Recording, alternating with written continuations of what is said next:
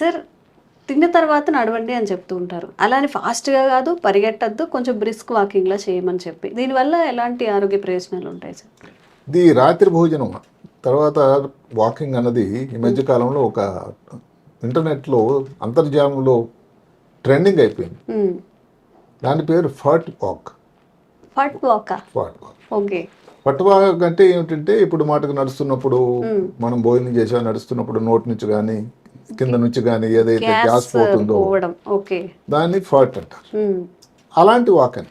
Okay. సరే ఆ అంటే వివరాలు అలా రావడం కోసం వాక్ చేస్తున్నారా? అంటే అది ట్రైన్ రావడం వల్ల పడడం దాని కోసం. ఉపయోగం ఉందని వీళ్ళు చెప్తున్నారు. ఓహ్! అంటే భోజనం చేశారు రాత్రి. హ్మ్. అదే ఇది ఎంతవరకు అంటే ఈ పెద్ద సోషల్ మీడియా వచ్చిన తర్వాత ఏంటంటే జనాలకు అవగాహన ఎక్కువైందండి హ్మ్. ఆరోగ్యం గురించి. అలాగే డైట్ కానీ తర్వాత వ్యాయామం గురించి కానీ చాలా చాలా అవగాహన పెరిగింది. హ్మ్. కొన్నాళ్ళ క్రితం భారతదేశంలో ఆరోగ్య ప్రమాణాలు పెరగడానికి కారణం ఏదని చెప్తున్నప్పుడు